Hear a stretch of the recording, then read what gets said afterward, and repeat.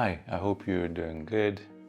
Today I wanted to do something a little bit different. I wanted to share with you some of the images that I'd captured on a trip when I went to a location called Lake Natron here in Tanzania. And I thought it would be great to share with you what I used, the gear that I used in this trip. As a travel creator, I was going there to shoot not only like the landscape, I also shot a bit of a project for a client.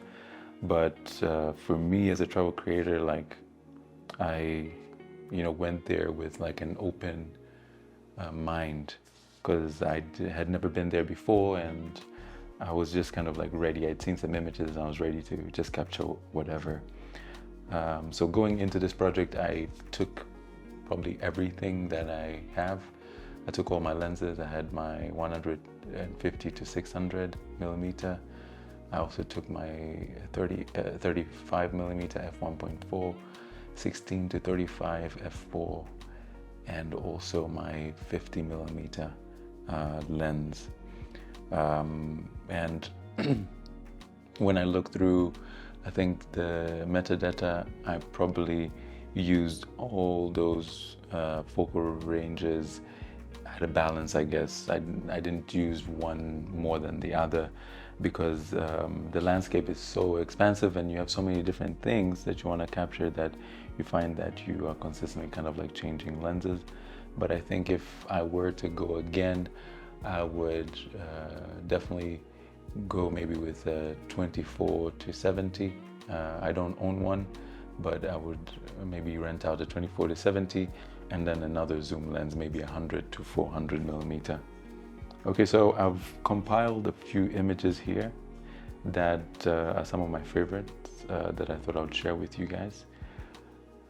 First shot here is like at sunrise when the sun was just peeping out the mountains, and I used a 35 millimeter here to capture this scene at a very wide open aperture, so probably at f1.8, and I just focused on these kind of like how the light was hitting on these I guess leaves of flowers, and everything else in the background was blurry. So this was a beautiful scene to kind of open up the morning. Like I woke up and I saw it and I was like, I have to capture that.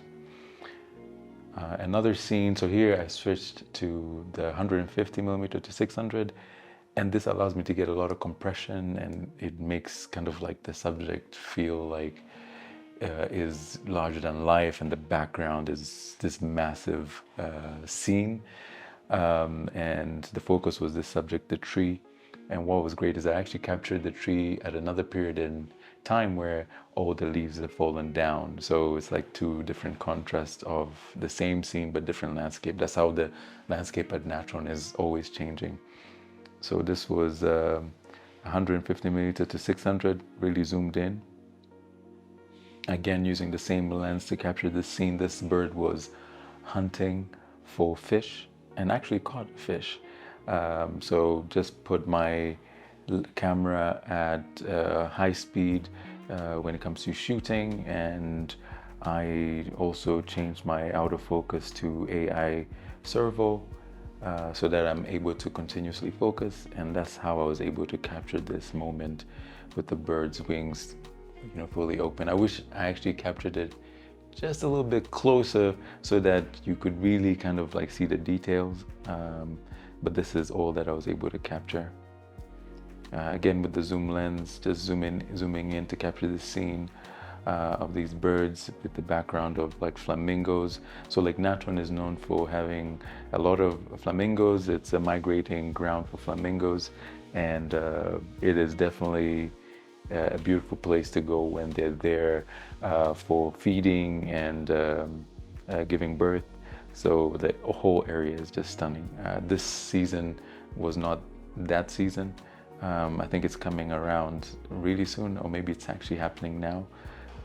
And it's actually the perfect time to go. So now is June, July. The weather is very cool. This season was quite warm. I was there in January, so it's very, very hot.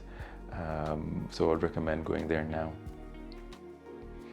This is probably the 16 to 35 millimeter. I was shooting kind of like landscape shots. I had it on my camera and I was driving and I saw this scene of Oldonyo Lengai, which is the mountain of God, with the tire tracks, and I thought this was a beautiful composition.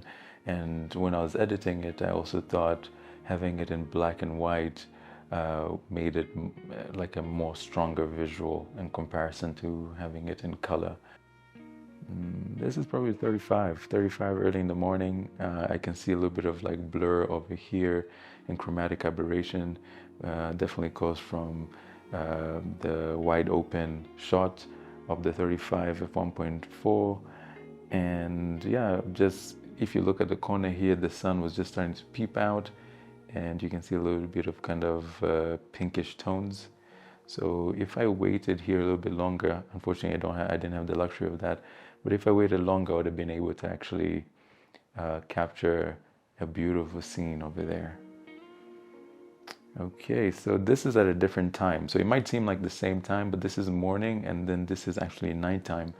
What's interesting about this image is actually I shot this image at a full moon, and I'd seen another photographer doing this technique whereby they did like a slow shutter with the camera on a tripod and allowed kind of like the moon to become the sun.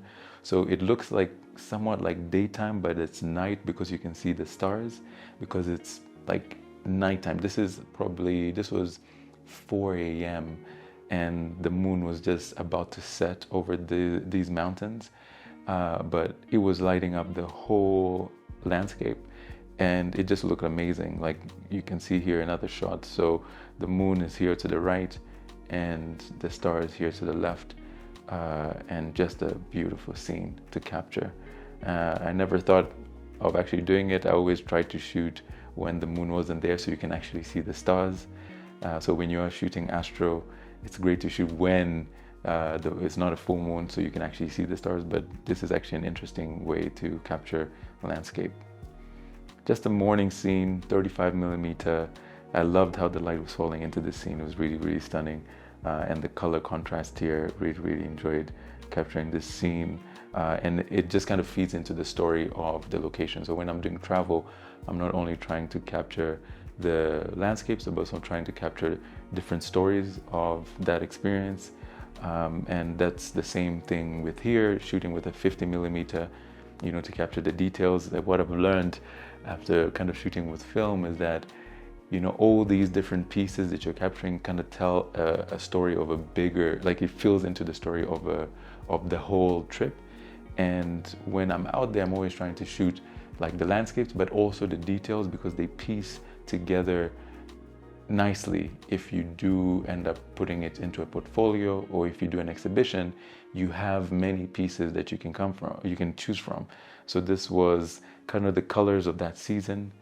And then this is the texture of, so Oldonyo Lengai erupted a couple of maybe years ago, and you still have kind of like this rock lava texture, and this tells the story of the landscape, of how harsh it is, but also how green it is at the same time.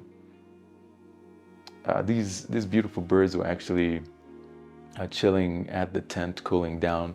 It was very hot, and I was able to capture this scene with the 150 to 600. So just because I was, able to get a little bit closer, you can see how powerful this lens is when it actually comes to capturing scenes like this and capturing animals like this. Really love this shot of how the bird kind of looks like it's looking up to the sky, and it's one of my favorites, to be honest. Just another scene, as I said, with this plant. I think I enjoyed it being a subject, and I was able to capture a couple of angles of this subject with the landscape. This is at 35 millimeter, just documenting. We went to kind of jump into like an area with a bit of a pool. This water is coming from Garacero River, and it's all flowing down, and this area is kind of filled up, and from what the owner of the camp said, it's a great place to kind of go and just jump in and cool down, especially in these hot times when it's January, February. Now it might be quite cool, so yeah, I wouldn't recommend it. 35 millimeter, shooting my family there. Really love this Land Rover, and it just looked perfect in this scene. I wish I shot it a little bit later when the sun wasn't that harsh, so that the sky wouldn't just be white. So if I had the luxury of time, I could have waited a little bit longer and shot this at a better time to get a bit more dramatic information in the skyline. But still a favorite because of just the story itself there. 150 millimeters, 600, again, you know, not the sharpest lens, but to capture a bit of story and context. The moon was rising over the mountains and this scene was just beautiful. Or, you know, you had that kind of like red moon, orangish moon, and then you had the blue landscape because the sun was setting, and these colors just complemented each other really, really well. Morning time, sun was rising, and it was just on fire. Fiery sky, and I was shooting with the 16 to 35 millimeter, zoomed in all the way to 35. Tried to shoot it with a silhouette in mind, so I pumped up my shutter speed, and it just looked stunning. Then went wide open all the way to 16 millimeter, just to show how incredible the landscape was looking at this hour of the day. Definitely teleports me back to this moment. Really, really beautiful colors, and you were just hearing the sounds of all these, you know, birds waking up, and just how, you know, morning hours are. It's a special time of the day. Then the sun had already, you know, gone up a little bit, so the landscape started to change and the tone started to change, and that's how quickly things change. You know, one moment looks that dramatic and then the next moment totally changes. So being up early in the morning, like waking up early in the morning, you have time to prepare yourself, because you never know what you're gonna get. So I'm always up early, like at 5, just kind of like waiting for those right moments, so I can capture scenes like this. Again, this was when the sun was rising, just capturing the same mountain line I captured here, but just with the 16 to 35, 150 millimeter to 600, just zoomed in. And I was also able, I think there's another scene here that I want to show you. I was also able to capture these birds flying. So this is the same time, you know, capturing this scene at a zoomed in focal length. Same lens, shooting flamingos. We tried to walk in a little bit closer. It was very difficult because the moment you stand and then walk, they start moving away or they start flying away. So it's not easy. It's a patience game. You really have to wait. And I'll share with you another video of this experience because I had a GoPro documenting this trip at how we were trying to get close to the flamingos. Man, 600 millimeters zoom all the way in. The compression is insane.